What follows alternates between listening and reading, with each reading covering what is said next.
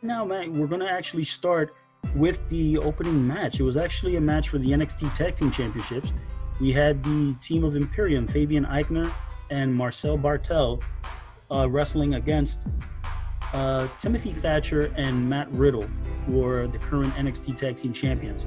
Um, this is actually a match that they told that I think they actually told a pretty good story from the beginning before the match even started. When I saw, the first thing that I was able to see is that Timothy Thatcher looked completely annoyed with Matt Riddle. He just, even from the beginning, he just kind of had this look on his face, like, he's in it with, he's in the match with this guy, but afterwards it was just like, oh my goodness, this is too much. This is like he's not a big fan of Matt Riddle. Um, I love Imperium. I think that Imperium is slowly becoming my favorite tag team in WWE. Now that the Revival is gone, Imperium is, thank God for Imperium. They took the Revival's place. They're just, everything about them, from the classical music, which I'm like, God bless them, playing the classical music. They have the look. Everything they do is believable. The fact that they're like soldiers. They're like so uniformed. Everything about it is so good. The ring work is good. Timothy Thatcher, I mean, Timothy Thatcher may not be the best promo guy. He's not the what I call the typical goofy WWE wrestler. He's jacked. He looks legit, and he's badass. And this match really proved it, because I love the back and forth in the beginning with Thatcher and Bartel. It looked like they were really, they were really getting at each other, which was a really good back and forth. Again, once it's once they make the tags and the exchanges in the match, it seems like, with Matt Riddle, it's a different style of match, and you can even tell, like, Thatcher was telling this story, like, he's annoyed. He tags in Riddle. If Riddle gets in trouble, give me the tag. At all times. That was like the overarching story of the match with those two guys. The one thing that I really did notice in this match, and this has to do more with WWE production, they really do need some form of a crowd. This is the kind of match that would really benefit from having some sort of crowd noise, especially when they do the chops and the slams and the kicks and all that. It's just like, nobody's like, ooh, wow, what, like, it just felt really dull, and it had nothing to do with the wrestlers. I just think it's the environment. It's a little too stale. That's the one thing that AEW has really gotten right. Is having some kind of atmosphere with the wrestlers, and being able to create some kind of crowd noise. Marcel Bartel, thank you for your trash talk in German. I really appreciated that. It was awesome. Thank you. And then with Timothy Thatcher, walked out on Riddle over basically a silly spot gone wrong. This reminded me of WrestleMania 5 when Rick Martel walked out on Tito Santana, and Riddle didn't even hit him. It was completely done by accident. So again, once Thatcher walked out, I really did like, that's the one time when the quiet was really good, in the fact that when Riddle's looking at him, he's like, Tim, what are you doing? No, what are you doing? And Thatcher just looks at him. He's like, I've had enough of you. And he walks right out. The fact that you can hear that so clearly was really cool. And then, Matt Riddle, God bless him, he tried. He really tried. But 2 against 1 against Imperium is not happening. And thank God, Imperium are now the NXT Tag Team Champions. My prayers have been answered. Yeah. The story that they were trying to tell was told. Thatcher is a very serious guy. Riddle is not. So eventually he was going to get sick of him. And it makes sense. It makes sense for him to get sick of him. The only thing that I don't like is this kind of makes Pete Dunne look like a little bit of a dick, right? Because Pete Dunne pretty much vouched for this guy. He's like, yo, this guy's cool. He's going to help you. And I'm all about continuity, baby. So what's Matt Riddle? Is he at least going to call Pete Dunne like, hey, asshole, we're cool, but yo, what's up with your boy? He fucking turned on me. I think what's going to end up happening is that whenever Pete Dunne can get back to the United States to wrestle, this will happen, to where this story will take place, and Pete Dunne is going to turn heel. Yeah. He's going to turn on Riddle, and he's going to tag team with Thatcher. That seems like the most logical thing to do, because then you can really give Riddle some good matches because again, Riddle plays a goofy character, but the thing about it is that I can deal with his goofiness and his promos. But the thing is that when the bell rings, he can go. You know what I'm saying? It's not like he's playing goofy when he's in the ring. It's just his promos and his mannerisms when he's coming to the ring and stuff. He looks like a stoner, but once that bell rings, he's ready to rock and roll. Yeah, I'm totally okay with Riddle. I like everything about Riddle. His entire presentation, I'm cool with. Yeah, I'm alright with Riddle. Everything with Riddle is great. And the thing about it is pairing him with somebody like Thatcher as an opponent is actually a good thing because it actually forces him into more of the MMA stuff and the ground and pound stuff that he can do and does well, and kind of force him out of that more lighthearted side of his character. And we'll talk about that, towards the end of the show. Well, wait. Let me. Oh, actually, yeah. Go ahead, because I can talk about Thatcher later. Okay. The next matchup is Tegan Knox against Indy Hartwell. Now, Tegan Knox. I mean, like I said, Tegan Knox is constantly being vouched for as one of the top up and coming female stars on NXT. But this particular match I didn't really like, and it had nothing to do with the work that the wrestlers were doing in the ring, even though there were some mistakes made. The one thing is that I don't like the 50-50 matches that are going on. What I mean by that is Indy Hartwell is not been presented as anything special in the NXT women's division. She's being introduced. Tegan Knox is always being presented as one of the rising contenders. And the fact is that every time that I see Tegan Knox wrestle, no matter who she's wrestling against, she's always having a struggle. And this should have been somewhat more of like a semi-squash match. And it just kind of seems like Tegan Knox had to work a little harder than I would have liked for her to beat Indy Hartwell, considering that Hartwell is not presented as much of anything on NXT TV at the moment. Two things about this match that I would clean up, and this is actually spots. Indy Hartwell, obviously there was a spot where she was going to be low bridged from the second rope.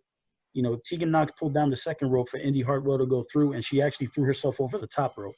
I was like, that's just bad continuity. That's either bad communication or Indy Hartwell just like the hand-eye coordination thing just didn't work out at that moment. Number two, Tegan Knox, please stop using that choke slam against opponents that are 6 inches taller than you. It looks completely goofy. That would be like Santino Marella choke slamming The Undertaker. Don't do that. Just you're a technical wizard. You can find 100 other ways to get your opponent off, get your opponent off their feet and be able to beat them. Take that out of your arsenal. Unless you're wrestling against Casey Catanzaro, take that or Candace LeRae in the future. Take that piece of offense, out of your arsenal because it looked really bad in this match. And with Beth Phoenix, she said, okay, that Tegan Knox had a decisive win, and I was like, with all due respect to Beth Phoenix, she's wrong. This match was, way more competitive than it should have been, and the bad thing about this match is I don't think either person got over. And that's the thing. You want at least one person to get over, and nobody got over in this match. Yeah, I'm not as strict as you are when it comes to, perceived like upper card talents fighting against weaker talents. I'm okay with back and forth if it makes sense. Size wise, if it makes sense, if it at least visually looks like a good matchup. But just if you look at these girls, Tegan Knox just technically is so much better, and it's so obvious. And when you have someone that's that much better visually, and like you said, they like her so much. If you like her so much, why is she going almost 50-50? It felt like 50-50. And if it feels like 50-50, that's the perception, that it was a 50-50 match. Why not 70-30? Let this girl get a couple of spots in. That's fine. Exactly. But Tegan needs to outclass her. At least tell the story that she's outclassing her. That story wasn't told. So no, and that's. Beth Phoenix. I'm not a big fan of Beth Phoenix. I'm a big fan of her as a wrestler, and I love when she makes her comeback. recently with Natty and helps her out, and they have these tag matches, and they were dressed like the heart, the pink, wearing the pink and black. Yeah, the pink and black. Oh yeah. my God, I love that. That was so much fun. I love you, Beth Phoenix, for that. I don't like her commentary work, but this was her best performance. Besides that moment where she said this was decisive, this was her best show, in my opinion. She had a really good show. No, she did. She was pointing out a lot of nice moves and what these moves do. So shout out I do want to shout her out because this was the best I've heard her sound since absolutely. she's been doing NXT. No, listen. I'm a huge. I like Beth Phoenix on the commentary booth. I think that really a lot of it has to do, and as much as I love Mauro Ranallo, because Mauro, in my opinion, can do no wrong because I just love him to death as a commentator. Sometimes when Mauro, he gets really excited, he can, talk over people. Mm-hmm. So when he gives room for others to, to really interject their points of view, Phoenix is fantastic. It's just a matter that I think that she was trying to, in this instance, she's trying to overhype the match and give more shine to Tegan Knox than was deserved, Mm-hmm. by what we saw visually in the match. Mm-hmm. Next up, we have a promo by Miss Rhea Ripley. Now, I thought this was a really good promo by Rhea Ripley. Her facials were good, and I believed everything that she was saying. However, there's a couple of points of contention here. Number one, when she said that, Io Shirai didn't get the job done, that basically is implying that she didn't beat Charlotte Flair. She's incorrect. Charlotte Flair got herself disqualified. She's wrong. So she's wrong on that. And that makes her look a little stupid. Number two, when she's made the reference of a stupid old man saying, we've only just begun, she's implying that to Ric Flair. Please don't say that. That is disrespectful. I don't care how much in character you want to be. That's kind of crossing a blurry line that even if Charlotte says, hey, it's cool, I wouldn't do it. I'd find another way. I'm cool with her crossing the line, but it doesn't make sense because Ric Flair is beloved. You're supposed to be the baby face. Even if Charlotte is the heel, Ric Flair right now is one of the most beloved people ever. Of course. And then number three, when she's saying she's going to bring the title back to NXT, I was like, you're wrong. Charlotte Flair's in NXT. And isn't that a problem having Charlotte on 25 shows? Well, I get it. I mean, I get where Rhea Ripley's trying to get at, but those 3 points where she was factually wrong, and those are like the three mainstays of her argument of her promo. And I'm like, listen, those are continuity things that you got to make sure are somewhat tied up. And when she said that, hey, if I got to go through Io Shirai to prove it, that I wanted more, I'm like, okay, that's fine, because obviously you're setting up a match with Io Shirai, and then later on they announced that they're going to wrestle against each other next week on TV, and I'm like, no, you have a big show coming up. You have a big show coming up on June 7th. That's the same thing, Lou. I thought the same exact thing. It's like, Christ, no, don't do that. You have a big show that they just announced for June 7th on WWE Network. That's when that match should take place, not a moment sooner. Lou, look, we're starting to agree here. Good. I'm glad. I tell you what, you did all this work, right? You say Charlotte's here and she's not gonna bury all the women, and I'm like, okay. I want to believe that you can handle this, right? Because it's not easy to do this. Apparently, for the WWE, it's not easy to do this. To use Flair and have her look strong because, they love her and they're going to keep her super strong, but get the girls in NXT over. All right. I want to see this. So you get Io Shirai. In my opinion, this was not a burial of Io Shirai. They had a competitive match. Io Shirai looked great. She looked small. I didn't know she was that small until she was next to Charlotte. Yeah, she's short. The thing was that the ending to that match was just so bad. They needed to find a more creative way to get out of that match. But at least Io didn't lose, and Charlotte didn't get pinned. So okay, Io survived that. So I would keep Io away from any situation where she's gonna get pinned. And already, a couple weeks later, she's probably gonna get pinned unless Charlotte's gonna come out and ruin the match. Okay, and, but and then turn it into a triple threat for the women's title at yeah, that's probably what's gonna happen. But let's not make all these girls look foolish. And I forgot to mention about that Rhea Ripley promo. If we're writing promos for these people, if 99% of the people in WWE get promos written for them, and there's that many continuity errors and so much dumb shit being written, that is so ridiculous. And to make her look, it makes her look dumb. It really does. Like, anyway, I do not agree having Io, and not only that, Io is probably, in my opinion, she's probably a top 5 female worker in all of WWE. Okay, but Rhea is being positioned as a future star. She's going to be the next big thing. She should already be the big thing, but okay, that's another, that already happened. That's in the past. And you're going to put them against each other, and you're not even going to put it on a pay-per-view or on a big show, big event? Fuck you for that. What a waste. That's my problem with NXT. They're so worried about the rating that they put great matches. Yes, but those great matches are pay-per-view matches. That's what makes takeovers special. When you have these, usually takeovers they get their best 6 or 7 or 8 talents. You don't get on that show if you're not a top talent. So you have 2 of those top talents, Io Shirai and Rhea Ripley. It's undeniable. Everybody feels that way, and you're gonna waste that match? Oh, come on. I mean, realistically, there's a lot of ways you can go. I mean, what I would probably do is maybe have Io Shirai rematch against Charlotte Flair, and in this particular case, I would have Charlotte go over. However, the way that Charlotte goes over is that she clearly cheats.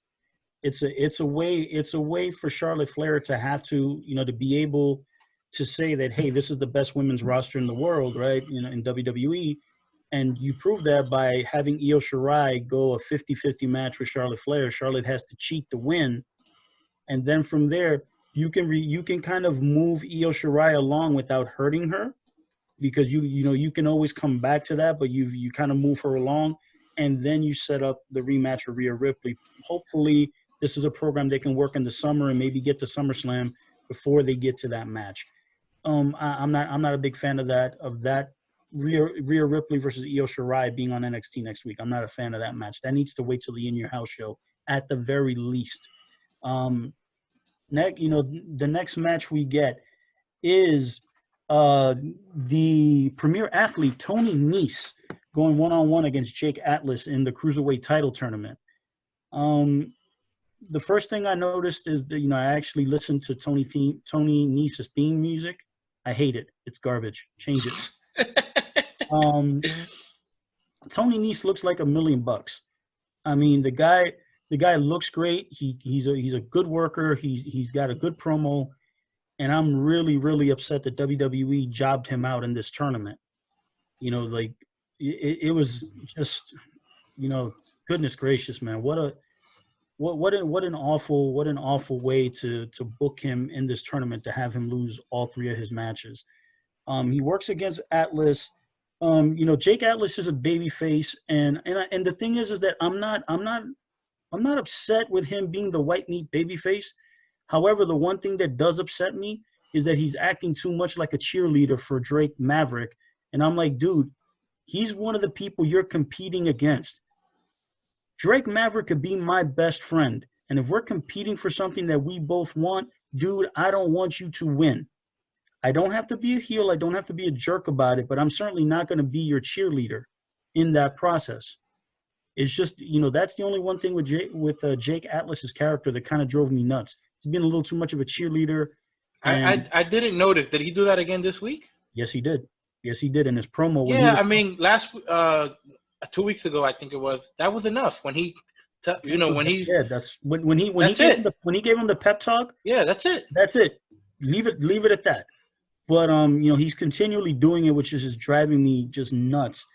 The match in itself was fine. I mean, good back and forth wrestling in the beginning. Tony Nese got a little bit of the upper hand in the beginning, so obviously as a heel he starts showing off. Jake Atlas gets the advantage, then he starts doing the mocking thing, and Tony Nese does what any good heel does when a babyface tries to punk you out, punch him in the mouth. And it was beautiful. I loved it.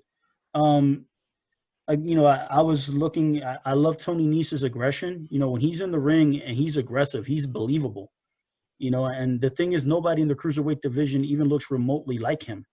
I mean, it's just a damn shame.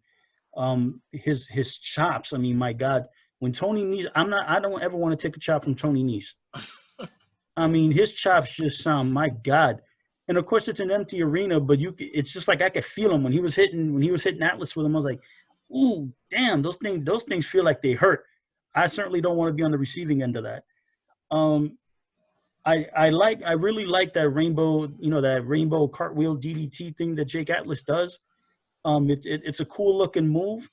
Obviously he gets the win. Tony Nese gets jobbed out, which I'm really not happy about.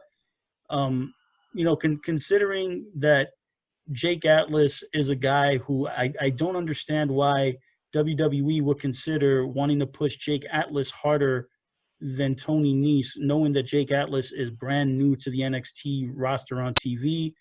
Maybe you'd want to push him a little harder. I know why, Lou. This is the Hispanic market probably, but no, that's not why. This is another issue. This is with WWE. When you don't have a clear direction for a lot of these talents, because you have so many, even if someone's talented and looks great like Tony Nese, when they don't know what to do with you, and then you get all this new talent, you get pushed to the side.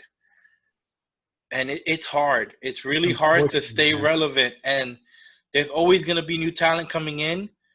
And everyone is talented. That's the thing. Almost everyone is there's so many talented workers in the world right now. It's insane. The PWI top 500, forget it. 750, we could bump it up now.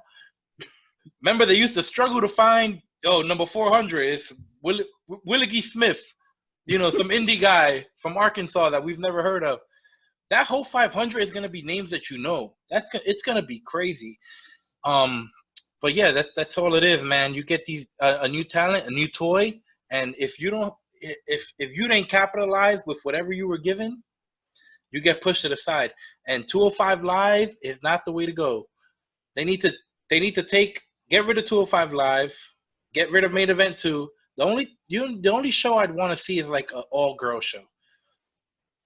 If you're not going to do all-girl pay-per-views, which I'm okay with because I don't think that's necessary, but they have a lot of talented women.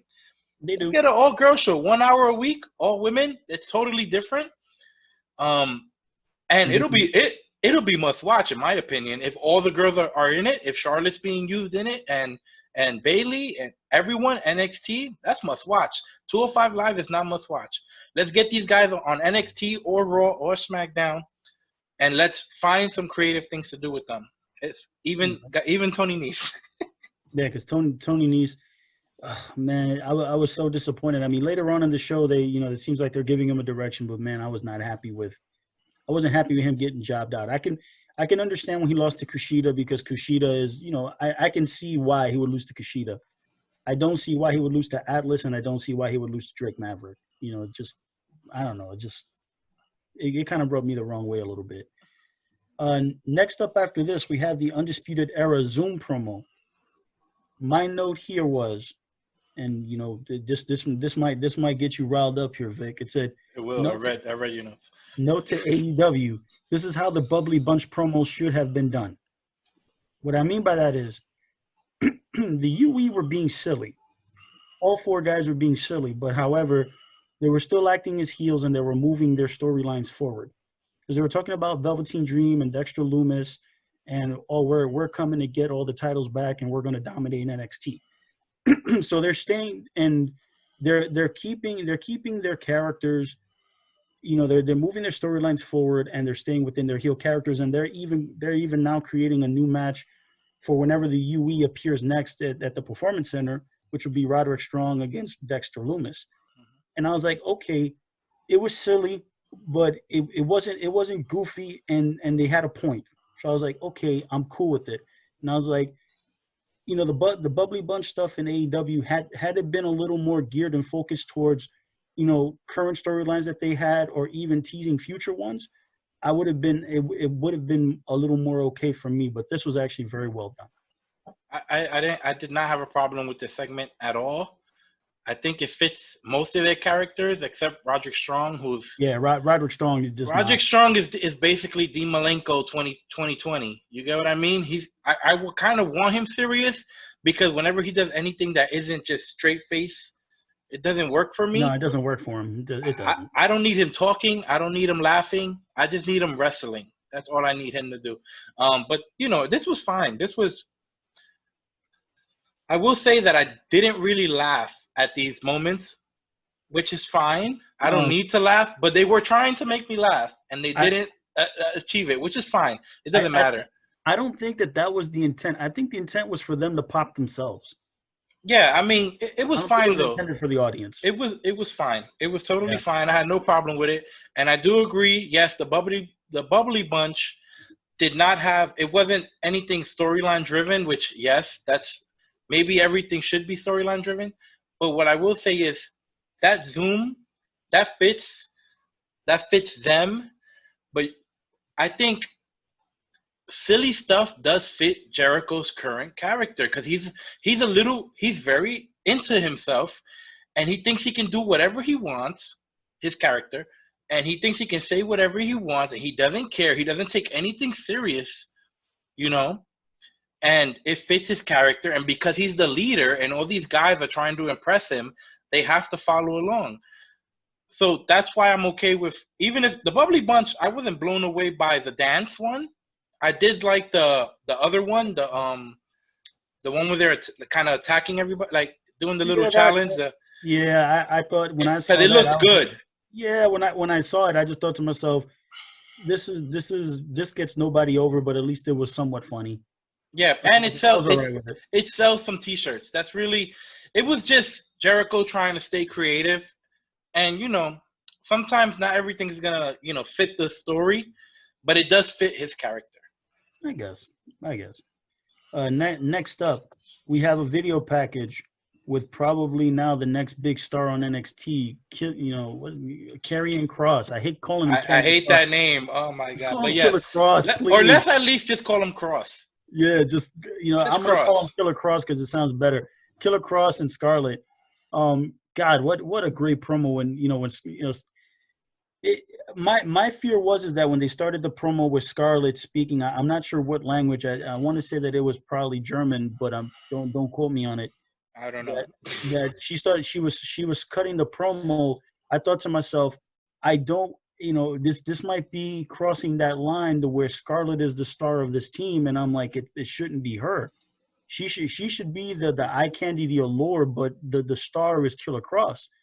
But then Killer Kross cuts his promo, which I actually found it to be a great juxtaposition, knowing that Killer Kross is so intense, but yet he spoke so mellow, which I found. Hey, that's the Jake Roberts school of cutting promos, baby. Absolutely. When you look like that, you can speak any way you want. But then, and the thing about it is that WWE is actually doing, I have one of my notes is WWE is doing the right in their presentation of darker characters. They do it with Damian Priest. They did it with Aleister Black. They're doing it with Killer Kross. Like all of these characters that seem to be a little on the darker side, WWE is doing the right thing by these characters in the way that they're being presented. And Killer Kross is no different. And this promo was outstanding. I just thought like, okay, it's still, they're still being introduced, but everything about them, they're being introduced as big stars. And that's the whole thing. He's being the whole feel of Killer Kross and Scarlett as a team is that these guys are top stars. Yeah. Look, I am not concerned at all. They both stand out on their own, and together they're not going to outshine each other. I am so confident in this. I saw it in TNA. Killer Kross is too good. He's too good. All I'm waiting for, I'm not worried about anything he does. I have confidence in everything. I'm waiting for his first takeover match whenever it happens. I want to see if he can do it NXT style, 15 to 20-minute match, let's get it done in the middle of the ring with a high-profile opponent. I want to see what that looks like because that's what NXT is good at when they present these nice matches at takeovers. That's what I love about NXT. I don't need to watch NXT television. I do it so that we can talk about it. Takeovers are can't miss because of the bell to bell. It's so good. Even though recently it's a little predictable, the matches, they structured all of them almost the same. So I don't like that so much. But usually everything makes me really happy at TakeOver, and I want to see what he can do at a TakeOver. That's all I'm waiting for. All I'm saying is, Keith Lee, he's coming for you, brother. Oh, my God, that'll be good. No, let's save that. He's coming for you, brother. I'm just saying. The next segment that comes up, this is a video package with Dakota Kai and Raquel Gonzales.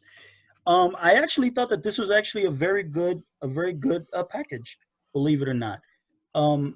Having Dakota Kai tell her story about how she and Tegan Knox both got injured more or less around the same time, and that when they were rehabbing, it seemed like WWE was paying more attention to Tegan and not her. And, then they come back and she was going to be in Tegan Knox's shadow. And then they show the stuff from War Games when Dakota Kai, flipped and turned heel. And then, they introduced Raquel Gonzales, and Raquel Gonzales looked badass riding the motorcycle, and then, she just looked badass standing next to Dakota Kai. And then the one line that Raquel said that was really good is, this is the hurt business and we're going to hurt a lot of people. I was like, that's a great line. My only problem with this video package is that it's about 3 months too late. This is a video package that should have been shown and produced right after they introduced Raquel Gonzales as Dakota Kai's muscle. After that, NXT takeover, they should have produced the video soon after that. I don't know when that match took place, but it was late last year, and now we're talking you're producing this in the month of May, at least 6 months later. If my timeline is correct, it's a great video package. I'm glad they produced it, but it's too late. It was just way too late. This should have been done far before. It would have been more effective in introducing them as a team, and for the people that maybe not have seen the matches, they have an understanding of the story and why this is happening. Yeah. I will say this. Yeah, the package was solid. NXT doesn't have that much character stuff. Not that many stories going on. It's usually someone gets in someone's face. I'm fighting you. They beat them. Someone else comes in. Dakota Kai seems to be getting some character stuff going on. So I'm happy that she's not getting outshined by the perceived bigger female stars. The character stuff is going to her, and here's a real chance for her to shine. They're giving her some good stuff, and she is good in the ring. She is. I think one of the reasons why they're giving Dakota Kai a lot of the character stuff is because when you take a look at the NXT women's roster, a lot of their top names are baby faces. Mm-hmm. So knowing that she's heel, that's a flavor that that's a little different on that roster side. So when you're going to present her, you can present her as a heel. It's just a matter that once you have Raquel Gonzales in the mix, there should have, that video package should have been done a lot sooner. It's just because it feels like it's an introduction for a unit that's already been together for, several months, and they've been on TV. It's not like they haven't been on television. They've been on television now for, probably 6 months. I might be stretching a little bit when I say 6 months, but it's pretty close to that. So again, good video package. Everything was solid. There's nothing wrong with it. It's just a matter that it was, at least for my flavor, too late. Next, we have a promo with Isaiah Swerve Scott. Again, Isaiah Swerve Scott is a guy that he really drives me nuts because I know that he was a really hot price commodity when he was in the Indies. He signs with NXT. And for some reason, it just doesn't click. When I see this guy, he reminds me a lot of I guess, for my flavor, a better version of Rich Swann. That Rich Swann was somebody that WWE tried pushing with all his character stuff. And I was like, dude, there's nothing that he does that I believe. I don't believe that he's tough. His promo is not that great. He's trying to do all this like overhyped facial stuff, and I'm like, dude, if I never see him again, it'll be too soon. And with Isaiah Swerve Scott, it's like, yo, he's a good-looking dude. I want to look at him. He's got good facials, good presence, but something just doesn't click. When the interviewer asked him, he's like, hey, you know, this is a do or die match for you, win or go home. You know, what do you need to do? You know, what do you need to win? And he's like, confidence. And I wrote up, he's like, no, dummy. You don't need confidence. You advance by winning. That's it. Nothing more, nothing less. You can have all the confidence in the world. Somebody kicks you in the mouth or punches you in the mouth and you stay down, you're done. And I just looked up and I was like, after he said that, I was like, I didn't care anything else he said in the promo. I was like, I don't believe you, because realistically, if you're in a real fight and somebody tells you that, it's like, I don't need confidence. I'm going in and I'm going to kick this guy's ass. Plain and simple. I think this confidence thing might be a reality, and they might be pulling from real life, which I don't know if that's a good thing. He's always looked good to me, and everywhere else I've seen him, this might just be a bad fit. He might not fit well with this roster. He's being outshined, and you know, it might just take a while. I felt the same way with Andrade. I did not get it, and then out of nowhere, boom, in NXT, and I'm like, oh, you figured it out. I get it now. This is gonna be. It might just take time. I think realistically for Isaiah Swerve Scott, they present him as like a babyface, and I think realistically his character might work better if he was a full-on heel. Yep. But anyway, it doesn't hurt to try. I'm just saying. The next thing they do on NXT is they have a DX on, and they announced the In Your House show coming up on June 7th. You know, my note was I thought that it was an innovative way for WWE to reintroduce an old pay-per-view concept, considering the quarantine and all that. They're not saying, hey, we're in quarantine, coronavirus, but since you guys are in your house all the time, well, let's present NXT TakeOver in your house. And whatever. It was a cute way, an innovative way to kind of reintroduce the concept. I thought that again, the promo with DX, I always say that it's like kind of funny, but they're too long, and that's just always the thing. Like I don't think that DX is as funny as they think they are. They just come across as like three old guys, and they're just trying to be funny. They're like your funny uncle, that they go to the family meeting, family reunion, that he thinks he's like he thinks he's the life of the party, but everybody else is just like, all right, we love you, so we're just kind of, we'll deal with you, kind of thing. And that's how this promo comes across. I mean, just like when's the last time we saw Shawn and Triple H? Recently, they did something. The 25th anniversary deal for Triple H. Yeah, see, Triple H and Shawn together, it makes me laugh. It's something. I don't think it's R-Truth funny, but they are funny. They do make me laugh, or they at least make me smile. So I'm cool with it. NXT can get boring at times, and I think it does need a little bit of fun. There's not enough fun on NXT. I like In Your House. It's colorful. It's a new idea, even though it's an old idea, but what's old is new again. I got excited when I saw it, and In Your House, isn't this like 90 something? Yeah, early like 90s, ain't this Brett and Shawn? This is like This is the 25th anniversary of the first In Your House. It was on Mother's Day, 1995. Yeah, 95. This was like not like WWE wasn't popping around that time. No one was. But it's still happy. It still made me happy to see that.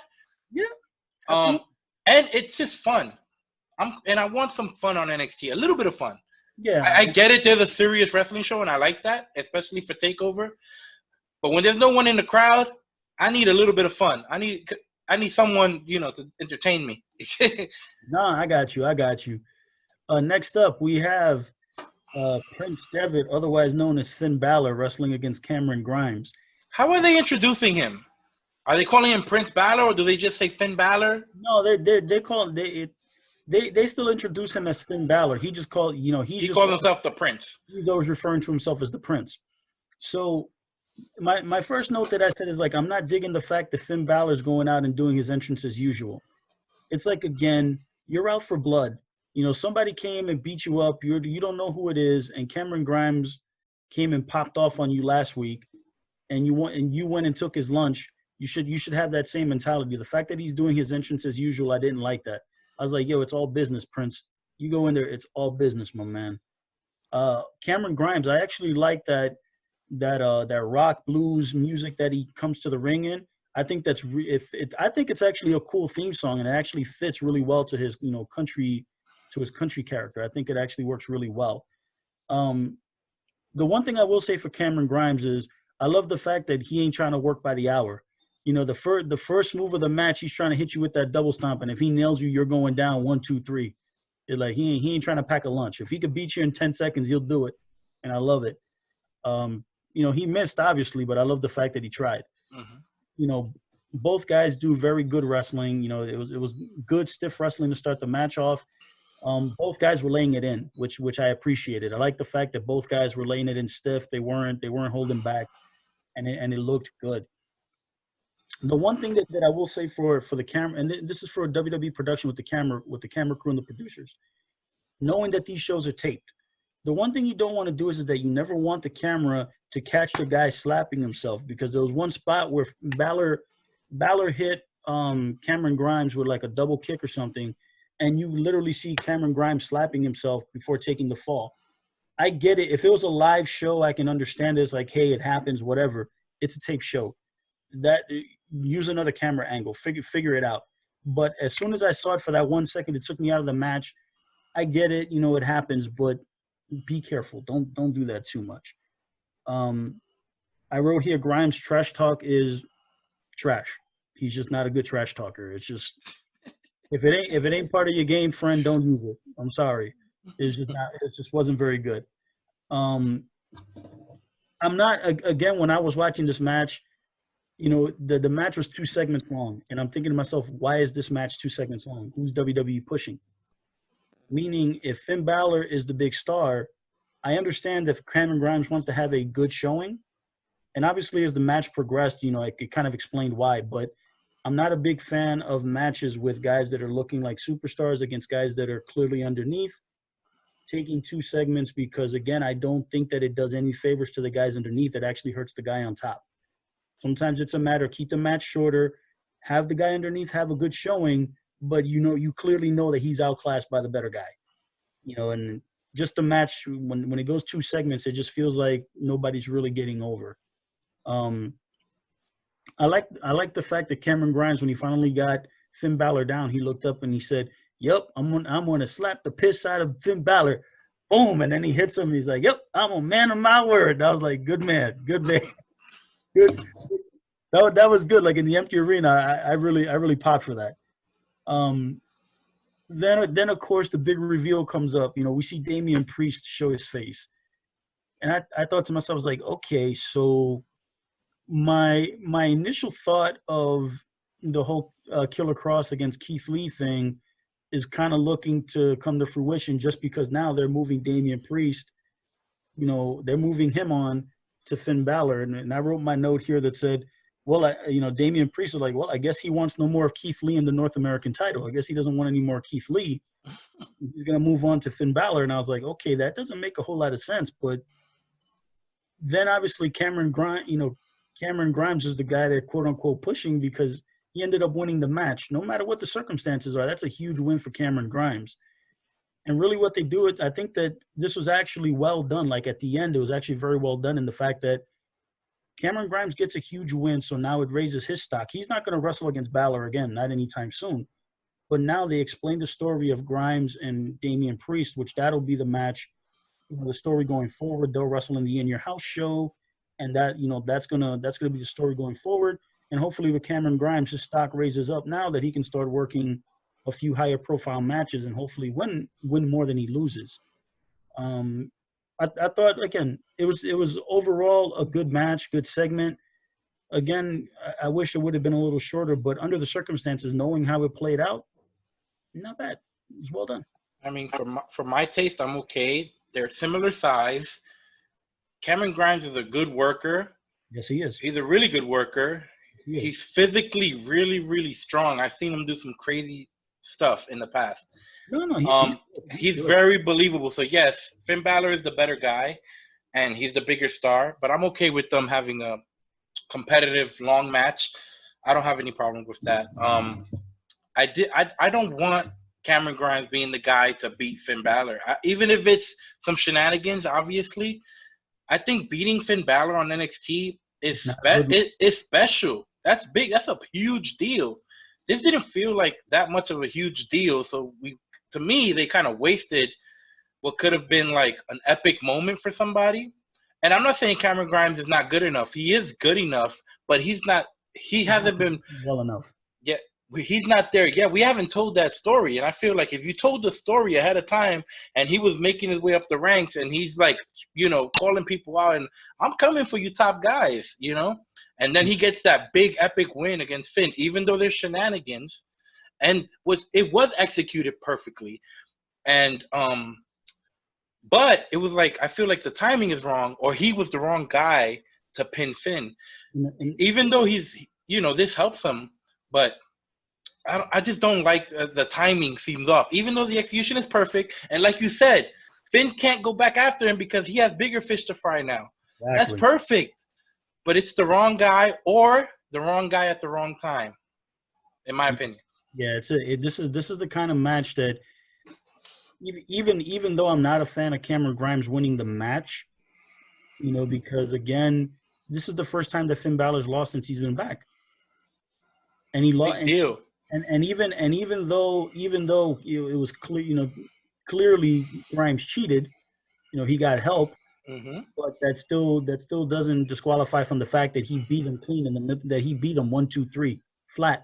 Wins matter. Wins matter, exactly, and I think that it's a big win for Grimes. I think that the fact that Damian Priest immediately came in and did what he did.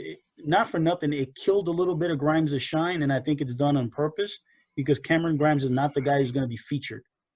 Yeah, so why have him win?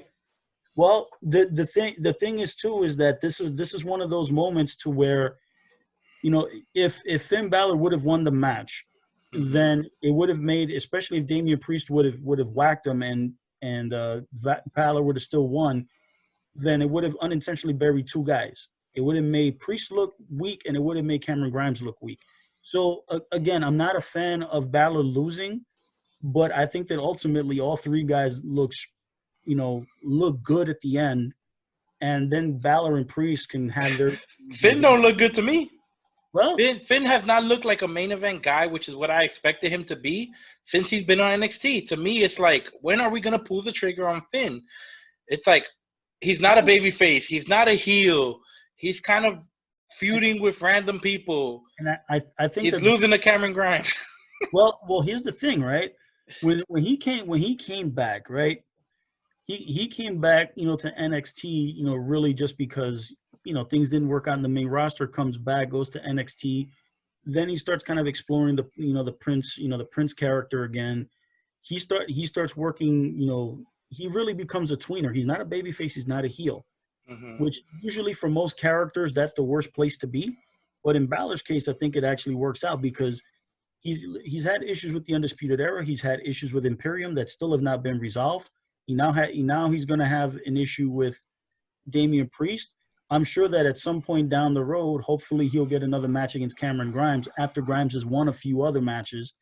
So like that, when Balor gets his win back, he doesn't necessarily knock the wind out of Cameron Grimes' sails. So there's a lot to be told. Has he been presented as the top guy? No, but I don't think that that's necessarily with Balor right now. I think that with Balor, everything is about rehab, and things have gotten better. Like, you and I will agree to disagree on Balor. Like I can get it that he's not he's not The Rock in terms of like the focal point on NXT. But I'm okay with it because everything that he's doing when his segment comes on, he captures my attention, which is more than I can say when he was on the main roster. No. Like he said, he's coming back to Broadway. He's leaving the big Hollywood blockbusters. He's coming back to Broadway. Yep. I just want a little bit more, and maybe we'll get it later on. But I'm ready for main event Finn. But they have I know that they have a rotation of main eventers, and I'm okay with that. There's guys who, in my opinion, NXT does a good job of keeping the fans happy with their talent. And, you know, at any given night, you can put anyone in a main event, and I'm cool with that. Yep. I'm just ready for Finn to do some cool shit. That's why he went down there, to do cool shit, or at least have. I mean, I don't know. I do still think Finn looks great. He's very confident. His ring work is. I like it better in NXT than on the main roster. And his gear's the best. He has the best logo in the game, best leather jacket in the game, best music in the game. Damn near. He has a lot of great qualities. You know, I just want to. I want to see the best version of Finn. That's just me personally. And I think we'll get it, because I think that obviously Priest will be next. Then, I mean, I'm really looking forward, you know, if WWE can find a way to get Walter, you know, into the United States and then be able to continue that story, because I want to see that match. Because I think that ultimately Finn Balor will be the NXT champion, and I think he's going to be the guy that's going to take the title off of Adam Cole. But we're still not there yet. That's the thing. He's still got a few more rungs to climb before he gets to that match.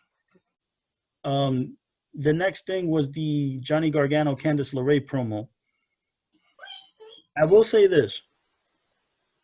Even though I think that Gargano as a whole is very bland in his promos, he was actually not bad in this promo. He wasn't bad. The fact that he called out Keith Lee, I see you, Gargano, because he basically said, hey, I beat Dijakovic and made it look easy, even though he's a heel. He's lying, you know.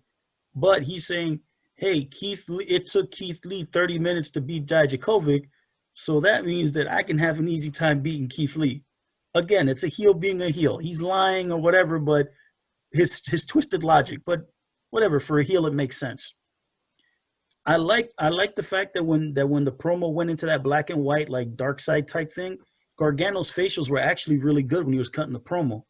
Like, I was able to tell, I was like, okay, it wasn't like the first time they did it where he had the Gargano face. Like, he's talking tough, but there's nothing going on here. It actually looked like the facials were really, really good. Again, I don't like Candice LeRae's makeup. I think Candice LeRae is very pretty, and the fact that she's like all dark and everything actually it makes her look less attractive. And I'm like, you can be a female wrestler and you can be a heel, but you know, it's still TV. You know what I'm saying? And she's a pretty woman. So, you know, you don't have to go all the way goth, emo type thing to show yourself as a heel. You don't have to go all the way there, at least not yet. Candace calling out Mia Yim, very nicely done. I just wrote, we have one NXT couple calling out another NXT couple. Another Easter egg too. I was like, So that was kind of Gargano. I laughed when Gargano basically referenced Casey Catanzaro, you know, and he was doing like, oh yeah, well, she's a ninja. No, she's not. Oh, she's a warrior. He's like, oh, he's American. He's like, okay, I'll give you that. So it was the American Ninja Warrior deal. Mm-hmm. I laughed at that. I thought that was really, really well done. It was funny. Yes, I agree. I don't give Johnny props, but I did pop for that. Yeah, that was funny. I will say that Candice LeRae in this particular promo, she needed better facials when she was talking about Mia Yim, because she did the Gargano face. Like, she goes dark and then all of a sudden she's like talking tough, but it was like nothing here. Like nothing. It was just like, I didn't believe it, which is bad because the first time Gargano sucked and Candice LeRae was good, and now this time they flipped. So let's hopefully next time they both get it in. You know, the jockstrap in the middle of the table is hysterical. They put that thing in the glass like Beauty and the Beast. You know, that's just freaking hysterical, I thought. And yeah, and again, I just thought that Gargano's facials were good in this promo. It was well done. I mean, overall, it was well done. I think that what they're doing is now they're telling their story. They're obviously moving on to the next, you know, to their next rivals, their next matches. I think Gargano and Keith Lee will be good. I'm not sure about Candice LeRae and Mia Yim.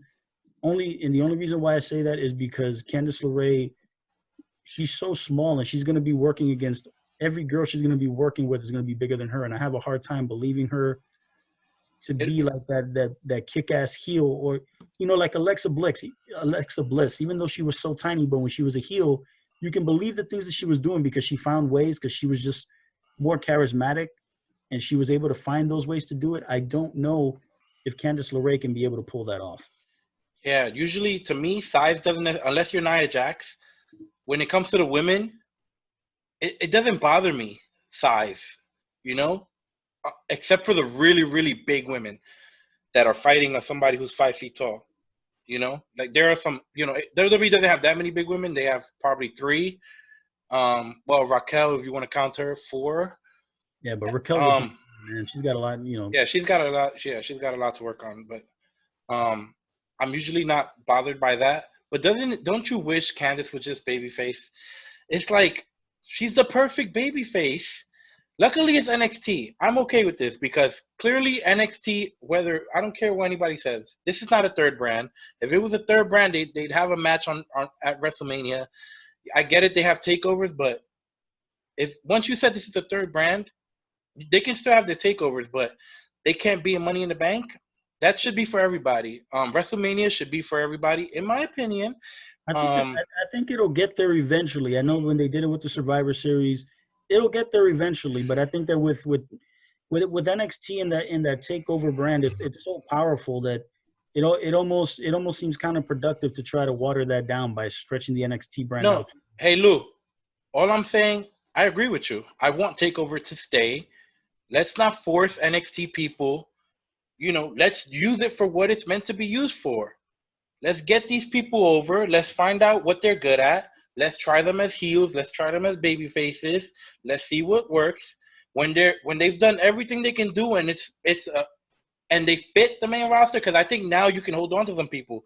They're on TV. If Adam Cole wants to stay on USA Network, doing NXT for 5 years, I'm okay with that, because at least I know that they're going to use them correctly. And like I said, it's Broadway. I can enjoy Broadway. I have no problem. They don't have to go to Raw and SmackDown. Now, a guy like Killer Cross, who fits perfectly on Raw or SmackDown, I do want to see him. Keith Lee. He and Scarlett are going to come up. A guy like Keith Lee, I'd love to see him. You know, big guy with charisma. Well, here's the reason why, as much as I like Keith Lee, the reason why I have a bit of a difficult time seeing him in the main roster is only because there's still components about him, and I think it may be a matter that in NXT when they ask him to work longer matches, it clearly is not befitting to him because he runs out of gas. So I think that probably on Raw and SmackDown it might be more befitting to him because the matches will be shorter. I just think that with Keith Lee again, he's over with the NXT audience, and I think that they were beginning the process of getting him over with the WWE main audience. Is the fact you can't make that transition now only because Keith Lee, when there's nobody in the crowd, Keith Lee's matches suffer greatly. Well, I don't want to see anyone go up now until the crowd gets back. Yeah. Unless they're like meant to be mid-card or something, but someone with potential like Keith Lee to be a big star. Yeah, you gotta keep that in the chest until you're ready to. When you're really ready to commit one way or the other with him, then you do it. Well, with Gargano and Larae, I mean, listen, I always thought that Candice LeRae would be the all-American babyface, but she's played that character for so long. I'm okay with her playing heel. It's just a matter that with her, I don't know if her size and her in-ring skill set is going to really translate. Hopefully now when she works with Mia Yim, I want to see how that match looks like, because Mia Yim is physically so much bigger that I want to see how the psychology of the match works. If Candice LeRae is able to work a convincing heel match with Mia Yim, then that'll calm me down quite a bit in terms of believing that, hey, Candice LeRae can't do this as a heel.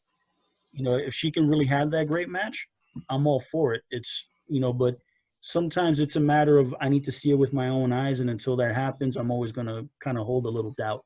Yeah, let me give some props before I forget. This was funnier to me. The type of like the little subtle comedy, the little picture of Gargano, on the wall. I don't know if you saw it. There was like a picture on the wall, like of him in the ring, and she's kissing him. I'm like, oh, these assholes, I didn't like the iPad because they already used an iPad earlier. Yeah, Or late.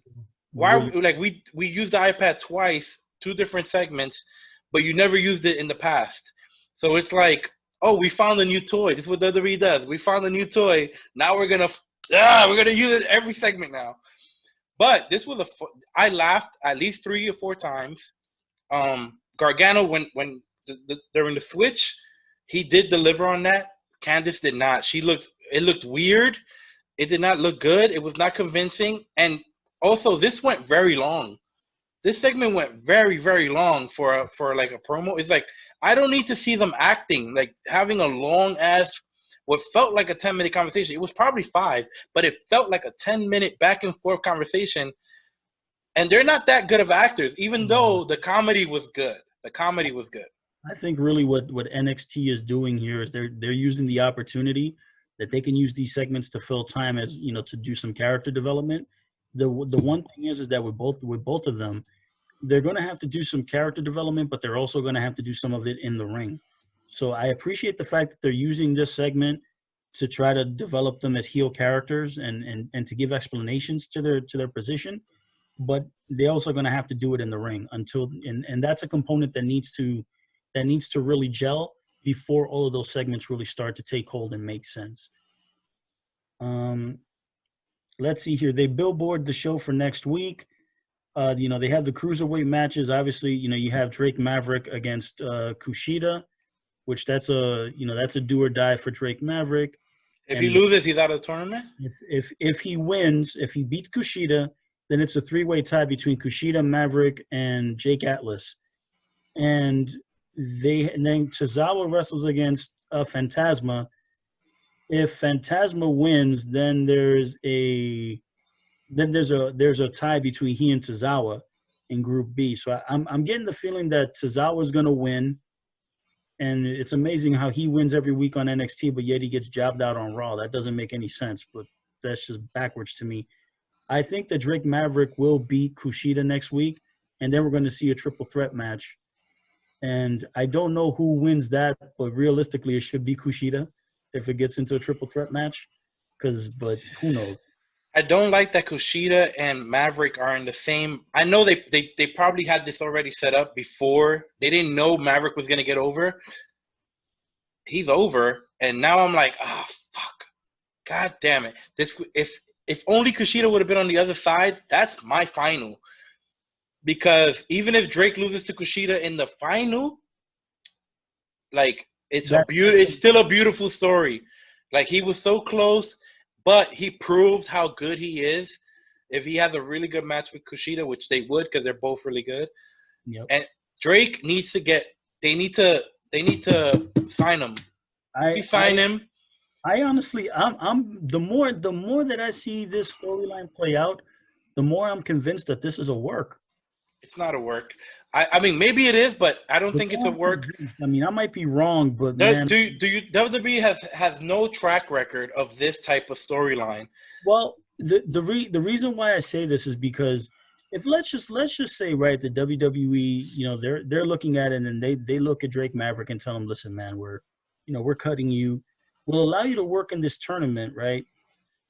He could have been the Tony Nese of this tournament, meaning he has 3 good matches, but he jobs out. Mm-hmm. And then, all right, goodbye, Drake Maverick. The fact that they're continuing and that we're this far along in the tournament and Drake Maverick's name is still being mentioned, obviously it's a really good storyline to tell. Don't get me wrong. It's a good story to tell. But it almost feels like in the past when WWE does this to talents, if they use them on TV in any way, shape, or form after they've been released, it generally doesn't happen. But let's say they do. They're not winning matches. They're getting jobbed out. So that's why I'm a little conflicted about this. Well, Lou, how do you say it? You work? No, I don't know if it's the right term, but you work yourself into a shoot or whatever. No. It's reverse. This is art imitating life. Yes. Okay. Well, look. This is how in my opinion, how I feel. I strongly feel that it wasn't a work. It became a work, but it didn't start as a work. I think he really was fired. I think he's resigned. I think he earned his spot as soon as he cut that promo.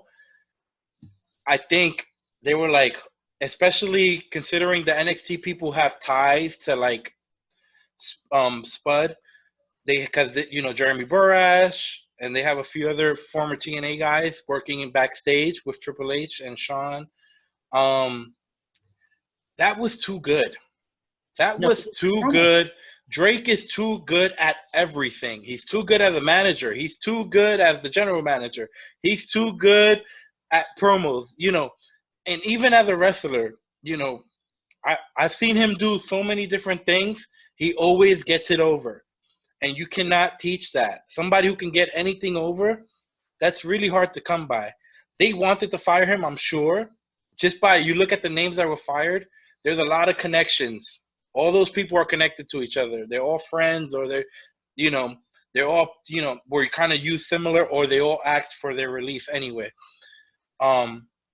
It doesn't matter now, because once he did that, was a real life. If you compare his promo when he got fired, the little video when he's crying, and you compare it to when he does the promo, I think he was on a staircase on NXT as part of the show, it wasn't as convincing.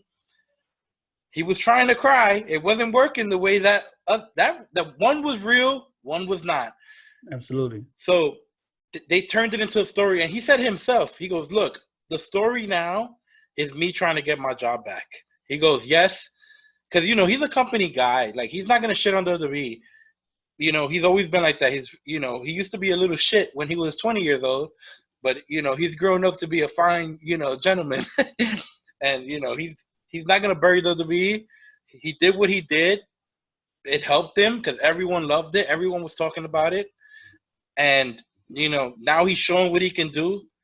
I think they signed him, and now they changed what they had planned. That's why he's winning now. I think they had no intention of having him win. Just the way it was set up, the tournament, I was like, oh, okay, Drake's going to lose everything. No, I think they really were like, okay, let's just take him back. He deserves it. He deserves it. Nah, he's earned his spot. I mean, he's done very well for himself. So I think that it's going to be a three-way match. Obviously, I think that Tozawa is going to win his group. I think he'll beat Phantasma, and Tozawa will go 3-0. Just because there's no other story. Because I mean, Swerve Scott is out, and Jack Gallagher is out. So really, Phantasma, and I'm disappointed because I thought the Phantasma was going to be the one that won his Group B, because I just felt like Phantasma was going to be featured. Like, it was like, okay, this is designed to make him look good. I thought it was going to be him and Kushida at the end. And after I saw Phantasma's first match, I was like, no, that's not happening.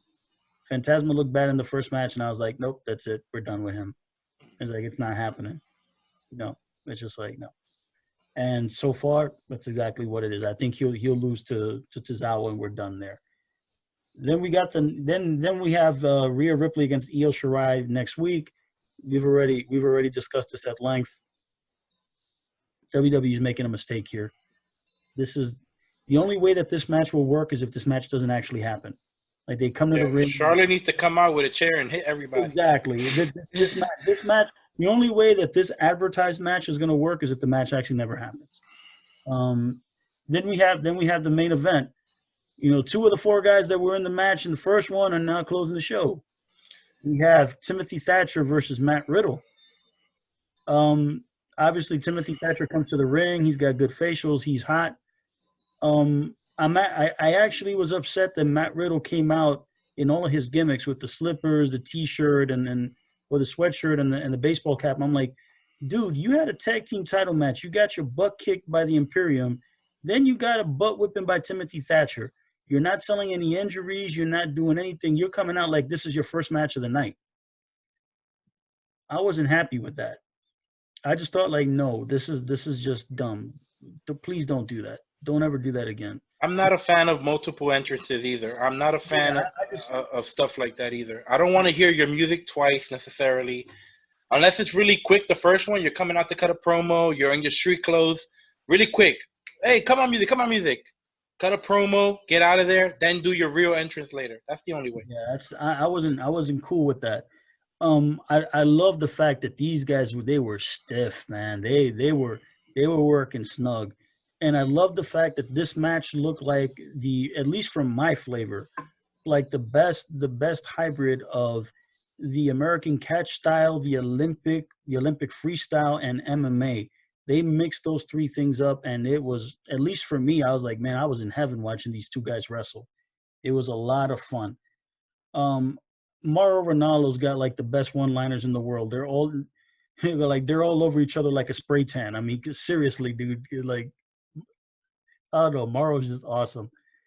Um, there's one thing that I didn't like, and this is another thing that Beth Phoenix said that I didn't like. I didn't like the fact that she mentioned that Riddle and Thatcher had wrestled against each other in other promotions around the world previously to come into WWE. I don't think that that piece of information was needed in this particular match. I think that for the WWE audience, it should have been presented as like this is the first time that they're facing each other. And then if, this storyline continues and they have more matches, if they do sit downs with them to create video packages, then let them be the ones that say, hey, I fought this guy and, all over the world. I wanted to hear from the wrestlers, not from the announcer. I get it that the announcers are trying to fill in certain gaps, but I thought that piece of information was not needed for this particular match. Again, this is a match. It was so cool, but this match really needed crowd noise. Like a match like this needs the oohs and the ahs and, some kind of reaction. And the fact that there is none is just like, ugh, it just makes it feel flat. I love the fact that Timothy Thatcher did the one thing that I've never seen anybody do on NXT, and that's stomp Matt Riddle in the foot. The dude wrestles barefoot. I don't know why opponents don't do that to him in every match.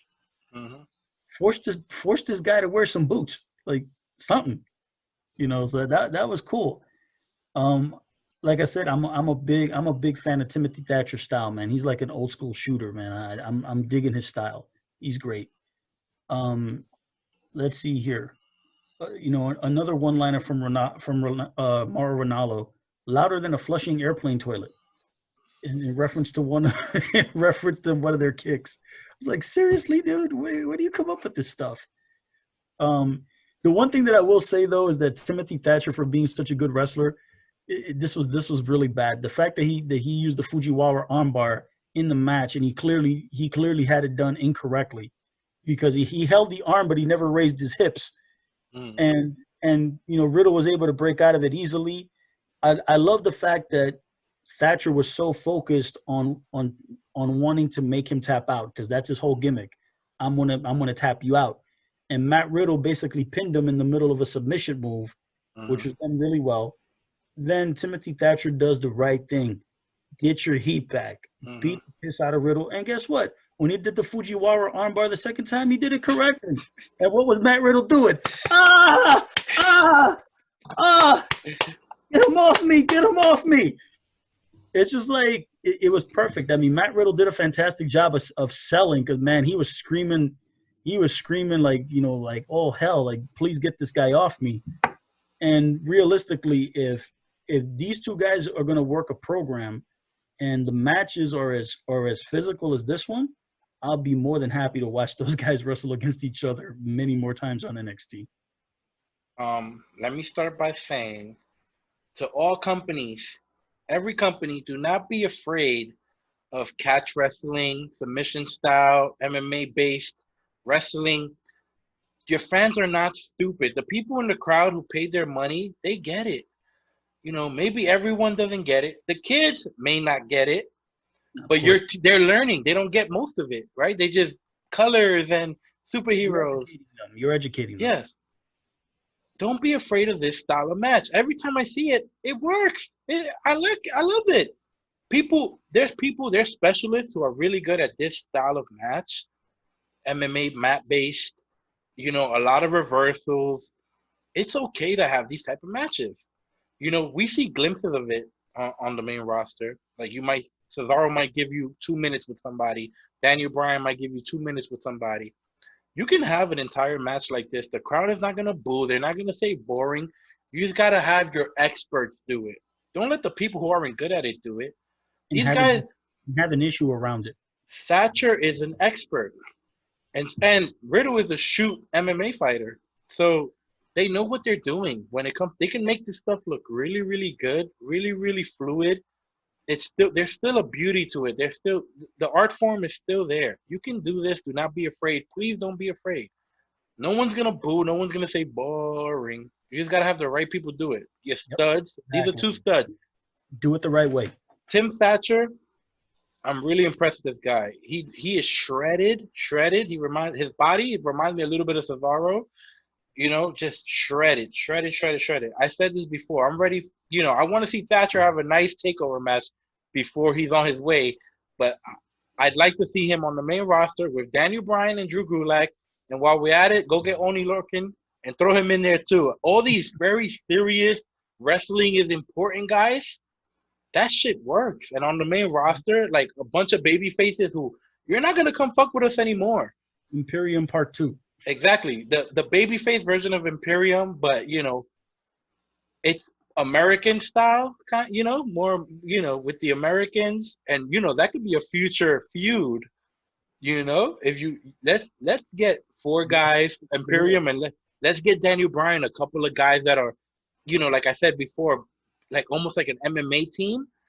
You know, like they can wear matching jackets. They can have the towels. That would be fun. They can be. I would really dig it. They can be. They've already kind of planted the seed with Gulak and Bryan. They've planted the seed. Look, we're training partners. It feels like an MMA thing. It feels like, look, we go to the same Muay Thai class. We go to the same Jiu-Jitsu class. We work on our techniques together. This is very realistic stuff. It'd be more realistic if they was a group, let's say 4 guys. You can't do 10 guys, but MMA teams, you know, the cornerman is usually about 3 guys in the corner. You know, it could be 1 guy in the corner each time, but you know, with a towel, with a bucket, let's go. And I would love to see that. This match was, you know, it's wonderful. Yes, of course, every match is going to be better with a crowd. This match would have been epic in front of an NXT crowd. But even though NXT matches are usually good, I'm usually a little bit bored. And this match is supposed to be boring, you know, to some people who don't get it. I enjoyed this match, and I didn't need the crowd. I usually do need the crowd. I did not need the crowd at all. This match worked perfectly for me. I loved it. Yeah, it was a lot of fun. I just always say that in certain instances like that, when especially with 2 guys that do all those high impact moves, it kind of feels like the narration of the announcers alone is not enough. And you know, that's the only thing. Like a match like that would have benefited from having some kind of audience. Like let's say if you were to have the audience that or the atmosphere, I shouldn't say audience, let's say the atmosphere that AEW creates, having the wrestlers at ringside, and you integrate that into this match. Yeah, that match deserves some oohs and ahs. And you know, I don't think they're gonna be able to do that because they're probably gonna keep feuding. I don't think they're gonna, you know, just the way WWE tells stories, it's in a rush. So it's, you know, this story will probably be over in 2 months. I don't think we'll have that, you know, maybe we'll have a few fans in the crowd. You know, we're not gonna get to see this, but we can still see Thatcher do some cool stuff, hopefully in the future. Oh, yeah. You know, he doesn't need to be he doesn't need to be the top guy, but let him do his thing every now and then. This is what I mean. You see what he did out there? He's not positioned as a top guy, but throw him in the main event, have a kick-ass match, right? Go out there, tear the house down. Because Riddle's been positioned as a main eventer. So yes, you could do that with all these, like, except everybody's a good worker in WWE for the most part. A very high percentage of guys are good to great. Like, but there's some people who are exceptional, like a Cesaro, and that's exactly what Cesaro should be doing. Every now and then, not every week, every now and then, give us a memorable match, like the random match he had with Cena for the U.S. title. In the middle of a show, come out, tear the house down, because Cesaro can do it every single time. I think realistically, one tag match, you know, obviously now I'm stepping out of NXT, but one tag match that I would like to see, and I wish they would just allow these 4 guys to work their regular style. Have Daniel Bryan and Drew Gulak on one side of the ring and have Cesaro and Nakamura on the other. and just let him go. Let him go. Don't no producer. Just let him go. Just let him go. And you know the only thing that you have to work out is the finish, and then everything else after that, just let them figure it out. Give them the finish, and that's it. Get out of the way, please. Exactly, because the thing about it is that Cesaro and Nakamura are phenomenal talents, and you know sometimes their stuff doesn't always translate that well. I think both of them were way better when they were in NXT, the way they were presented, and I think it might be a matter, especially for Cesaro, because he's been in WWE for about a decade now. And, you know, Nakamura's been there for 5-6 years at this point. Sometimes absence makes the heart grow fonder. And sometimes guys like that can really, how can I say this? They can kind of benefit from a vacation. You know, I think everyone could benefit from a vacation. I really think WWE should consider shortening the dates, at least the dates for wrestling, you know.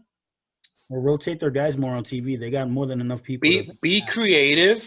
Give people months off at a time. Hey, KO, take a month off. Go be with your family. Don't bury him because of it. Don't punish him. You be creative. You have all these damn writers.